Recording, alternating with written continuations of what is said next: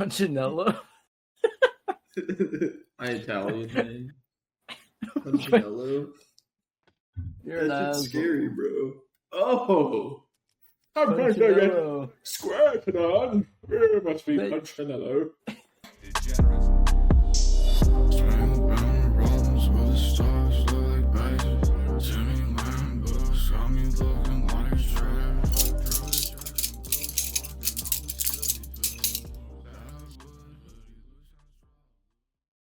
Old games had better graphics. Okay, no. Whoa, I know, right? Hold on, slow down. What? You could easily say that I can come up with a pretty controversial opinion, but this one might be my most controversial. Before I begin, I did actually do a write-up on this, so if I time everything correctly, I've got a write-up on this, and then I've also got a write-up on a review of Max Payne on PS2, and I'm also going to have like a, it's not a playthrough, more of like a highlight run of me playing Max Payne from my stream, and that'll be on my little side account. So if I time everything right, there's going to be like 2 write-ups and 2 videos, and then a third one on the follow-up. I don't know, don't trust me on that. Last time I said that I was going to upload videos regularly, I took a hiatus for like half a decade. So don't trust me on that. Anyway, prerequisites. Really the only main thing I want to talk about are graphics. And graphics are digital artworks. I know, imagine that. They're sort of meant to convey an idea, much really like any piece of art. And that's all I really want to get across before we jump into this. I'm going to jump into some other topics, so I figure I will save those for later. Yeah, Pink Whitney and Sprite don't match. Don't do it. The Garden of Earthly Delights is a painting that was started in 1490 and took about 20 years to complete. It is a triptych painting, which means it is a trifold painting, and that gives it a lot of different potential angles to look at it from. The outside of the painting shows off a version of the planet as it once stood before God touched it. Upon revealing the inside of it, you see 3 different sections, all in trifold design. The first one, on the farthest left, depicts the Garden of Eden, when God had first created man and... Were they man and wife? I don't know. It was dude and some homegirl. They were hanging out. I didn't read the Bible, and I definitely didn't read the Old Testament, so we're gonna get that. We're gonna get that one right out of the way. In the middle, the painting matches the leftmost tone, but tells a much different story. Mythical creatures intermingle with humans, who interact through carefully planned positioning. On the right, a tonal shift. Hell becomes one with the earth as cities burn. The liminal nature of the entire painting is transferred to the figures who invade the rightmost side. The Garden of Earthly Delights is a place that can't be fully understood in a single art appreciation attempt. Even after dozens of viewings, untold stories will reveal themselves within the painting. It's safe to say the use of advanced art techniques has given Bosch a rarely found ability. But my question is, why does the general population ignore pieces like this? And that's a question that I found while trying to find an answer to my preference for old games. Now, before we get into that, let's go ahead and jump into my favorite artist of all time with one of my favorite pieces.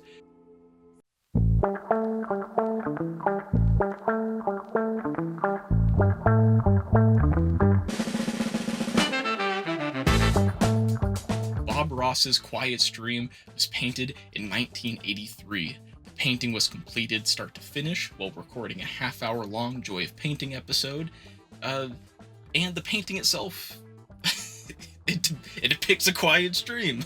That's really it. I mean, you know, it's a gentle trickle of water that trickles down a hill, so it trickles down some way. No, I'm saying trickles down. I don't fucking know where it trickles down.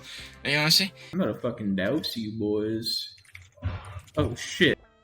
Upon further inspection of a quiet stream, especially one that is up close, you find that the painting was really done with quite a few broad brush strokes. As the brush was aggressively placed against the canvas, it's a way of painting that doesn't really inspire any sort of accuracy. In fact, it's something that wasn't even necessarily planned, as Bob Ross goes into every Joy of Painting episode with just sort of a rough idea of what he wants to make. And this sort of gets into my previous question, because I do like the Garden of Earthly Delights, and it is one of my favorite pieces, but still, if I were to go ahead and rank all of these, I would honestly place Bob Ross's A Quiet Stream above the Garden of Earthly Delights. And I think you could chalk this down to a couple things. I mean, first things first, I think my brain just prefers seeing a bigger picture all at once. When you look at the Garden of Earthly Delights, there's all these figures and all this placing, and the painting techniques are quite advanced and something that can be appreciated up close, but from afar, at that glance, honestly, it's really difficult to tell what's going on. It's a lot. It's a lot of stimulation, to be quite honest with you.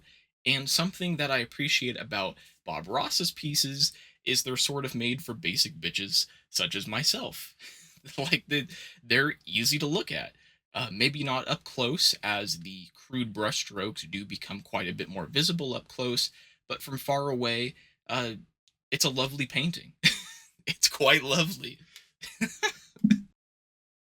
But at the same time, I don't think this opinion's necessarily a super special one, right? Like, I'm not some super special snowflake for coming up with this. I think it's pretty common. Most people who are looking to engage in some piece of art for relaxation's sake, more often times than not, are going to be drawn to something simple and beautiful rather than something complex and beautiful. One more guy. What do you think, bro? Am I gonna snipe him? Grenade him. Grenade him? You won't be able to hit it. No balls. Throw a grenade inside of his little house, bro.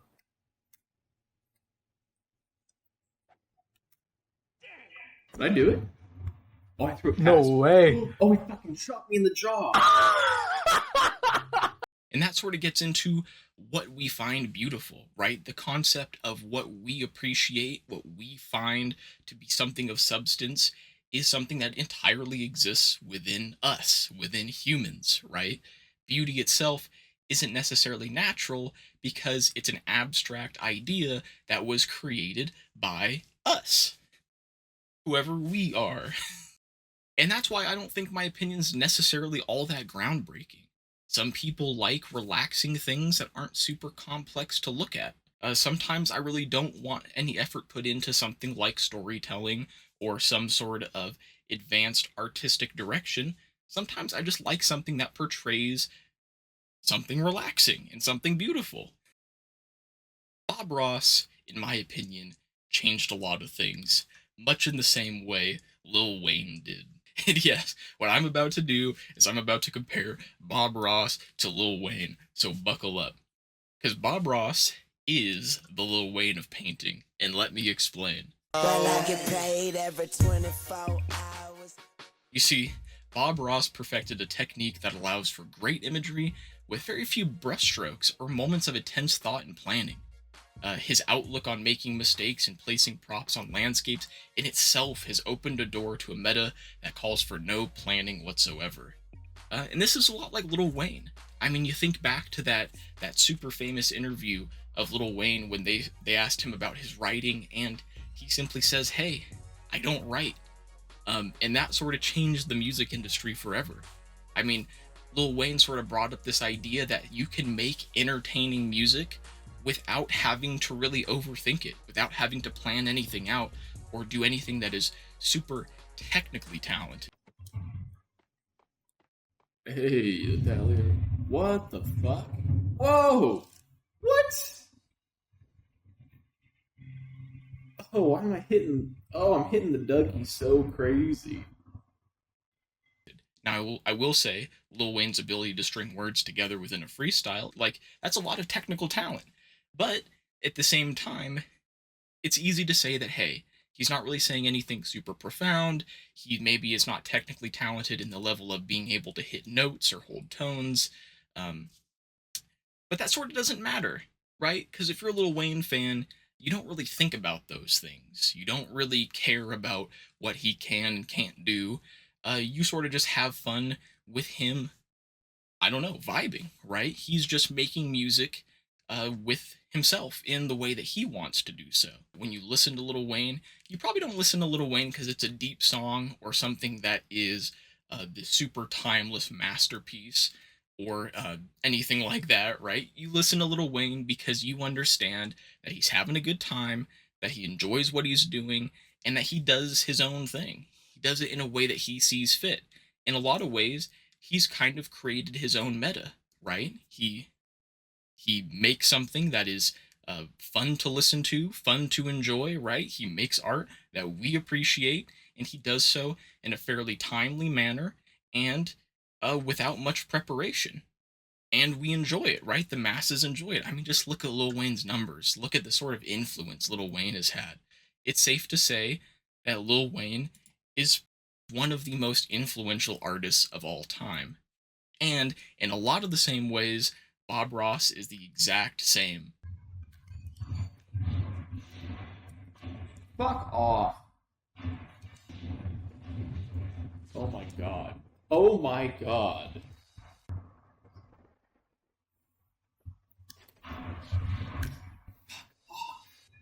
Oh my god, Max Payne. Just because an art form is crude or has limitations set on it, whether those be artificial or not, it just goes it just goes to show that that art can still be enjoyed, and in a lot of times it can be enjoyed more, especially if it's simplistic. And when I look at graphics, the same concept applies. Something like a low poly world, whether it be hardware limited or limited uh, by the artificial limitations set on the person designing the game, uh, it can still be something that's impressive. But much like the Garden of Earthly Delights, something that is complex and huge when it comes to graphics, can also be entertaining in its own way. And I don't really want to take away from that. I know that I'm going to sort of sensationalize the title because in a lot of ways that's how I feel, but at the same time, that doesn't necessarily take away from other feelings I have about good graphics. I don't know. It's hard to explain. Let's go ahead. Let's jump into aesthetics. And this is going to be probably my biggest departure from my write-up. So I highly recommend you go ahead and check my write-up out. I think we all know what aesthetics are. It's the way you feel, the way a piece of art makes you feel, the place it takes you, whether that place be real or not. Oh, thank God. Oh my god, my heart's beating. I'll make sure that... What the fuck? Not again! Max Payne came out in July of 2001. The PS2 and Xbox were all the rage at the time, and the Xbox 360 and the PS3 wouldn't come out for about another half decade. At this point in consoles, there was really no way to give an accurate rendition of the world. Even if a game were to attempt to reflect on the world we live in, it would be forced into a box of limitations. Max Payne is exactly this.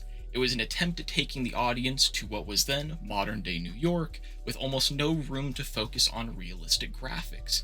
The developers instead spent their time creating a mood, right? Creating an aesthetic with the resources that they had.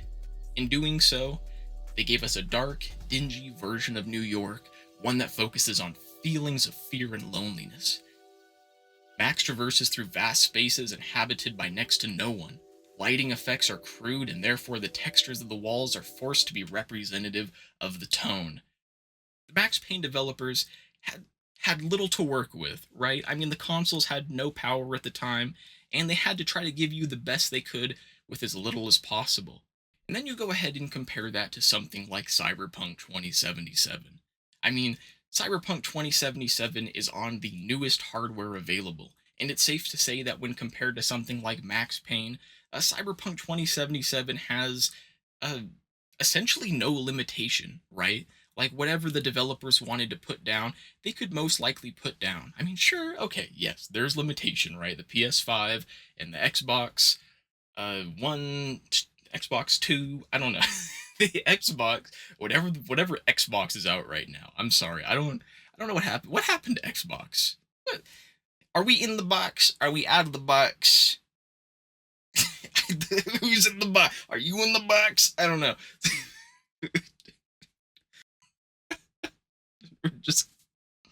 We're gonna hold off right there. Whatever the box. When I play a game like Cyberpunk 2077, it is by far one of the most realistic art experiences that I have ever experienced. We don't like and subscribe. We poo-poo and pee-pee. I mean, you're transported to this futuristic world with all this futuristic technology and futuristic architecture and futuristic something, right? It's getting way too hot in here. The point is that these artists who have created Cyberpunk, whether it be the game itself or the assets for the game or the design that goes into the game, the amount of planning they're able to do, all of this has essentially no limitation. The developers of the game, now that we've given them multiple years to not only make the game, but to update the game, have sort of created an experience that is ginormous. It is huge. It is realistic. You can place yourself in it so easily because of how lifelike everything is. And this has provided us with something new within gaming, and that is accuracy. There we go. Don't worry, I'm gonna hide you. I'm gonna hide you somewhere just fine. Oh. The things that we see in a game accurately portray exactly what the developers had in mind. And that's really cool, and that's why, like, I don't want to take anything away from modern graphics. But then, I want to take you back to that Max Payne example. Max is a JPEG. He's an image that has been creased and folded and molded to sort of fit a rough outline of his head and his body. He walks down hallways that are blurred and pixelated. When it snows outside, the snow particles dissipate into nothingness, and they refuse to gather on the white-stained floor. When Max walks around, he finds nobody besides the occasional enemies, and the only people that haven't wished death upon him are his dead wife and baby. Oh shit. They're not pulling any punches. My baby's really dead. Max Payne is a product of limitation. Accuracy is not afforded. There wasn't enough time or processing power to create a world in which we may relate to. Max Payne experiences a universe that is jagged, with matted colors. The walls are flat with no nuance to them. The opportunities of today's technology are non-existent when Max experiences the world. Although you may say, okay, this is clearly worse graphics then. This is a game that suffers from having so many limitations placed on it that it doesn't even represent the world that the game developers imagined. But at the same time, I don't necessarily agree. I mean, let's go back to that talk on aesthetics, right? Aesthetics is meant to transport you somewhere. It's meant to take you somewhere. It's great that in Cyberpunk, I know exactly where I am, right? I can look at the world, and it's super accurate, and I can tell exactly what is meant to go on. But at the same time, that doesn't really leave a lot of imagination. I don't know if I'm particularly wowed by being taken to a place that I can really fully imagine. Let's say we put you in a VR game, and the VR game is essentially your hometown, but we've flipped everything, where everything looks really familiar, and you definitely have a point of reference for everything, but it's still a new and interesting experience. And that would be interesting, right? It would be fun. It might be cool for a little bit, but to sit here and say, "Oh, this is groundbreaking," is just not true. Now let's take you to a world where that same sort of thing can't be afforded, right? We take you back to your hometown, but there's nobody walking the streets, and there's no attention to detail whatsoever. Things are crude, the scaling is weird, the colors are strange. What we have done is we have created something that you have never experienced, that you have never walked through in your life. And not only would this be interesting, and I would say just as interesting as walking through that mirrored world that was accurate to what you know, but this one would have a sort of different aspect to it. It's a world that could never be experienced. And that in and of itself fits within aesthetic. If aesthetic is supposed to bring you somewhere, whether you've been there or not, right? Let's say you go on Pinterest and you look up farm life or something. I don't know. It's going to transport you to new and interesting places with the pictures and the drawings and the product placement. I don't know, you know? And I think it's fair to say that the most interesting aesthetics are the ones that you haven't really experienced. It's the ones that you haven't spent a lot of time with because they're new and interesting to you. And the easiest way to go about finding new and interesting aesthetics is to experience an aesthetic that doesn't exist, right? My issue with a lot of new games, not all new games, but a lot of new games, is that they take me to a place that I could fully understand, that I could fully know. I take one look at it and I understand the point of reference they're going with. And although the game designer creativity might flourish in that sort of environment, at the same time, I take one look at it and I know what I'm looking at. I'm really not surprised by anything. Who's shooting me? What? For what reason, bro? Popping shots at me.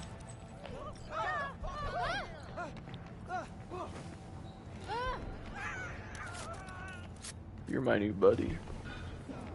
When I take a look at old games, the opposite is true. I have a good time, and I'm also experiencing something that my brain would have never thought of, that I have no point of reference for. And that ties back into Bob Ross and Bosch. On one side, we've got Bosch. He paints paintings that are, I wouldn't say they're realistic, but they're quite detailed. And they take a lot of time to actually go through and look at all the small, fine details and really experience. And that can be fun. That can be cool. But 9 days out of 10, I'm going to be more inclined to take a look at something like Bob Ross, who has weird ideas as to scaling and placement, and things are sort of just thrown in and jumbled around, and they don't necessarily look realistic, because I'm looking for something unique. I'm looking for something different. You know, my brain strives for things that are different. Who would have thought? And then we go back to graphics, right? What are graphics? They're digital artworks. They are pieces of art. What makes art good and bad is purely subjective. And at the end of the day, we're all going to be attracted to different things. But it's safe to say that everyone looks at art because they want to be transported, whether that be to an actual location, or maybe they want to be transported to more of a feeling. Old games, with their crude representations of reality, will 100% of the time bring us to a place that we've never been. And I can't say the same thing about new games.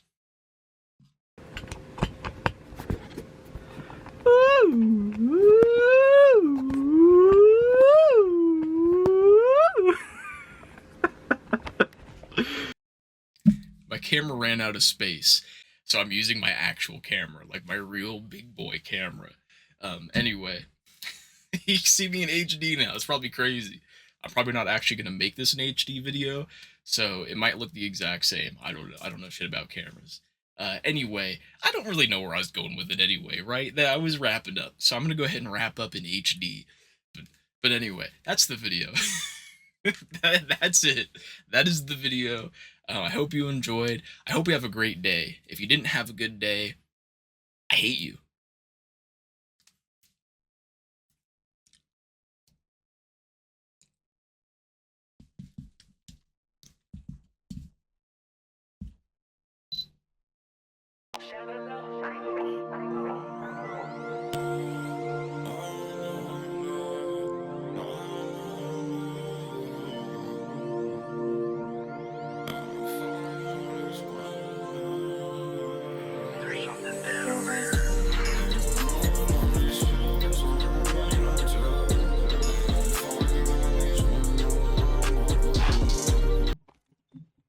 Yep, something on the ground for me. New York time. Just one though. Hey, one New York. Let me get one New York time. Eh? Let me get one New York. Oh, I'm swinging this bad boy. Hey, yo, Vinny, let me get one New York. Let me get one New York. Fuck. Let me get 2 New Yorks. How to calm down your average New Yorker. shoot them in the face.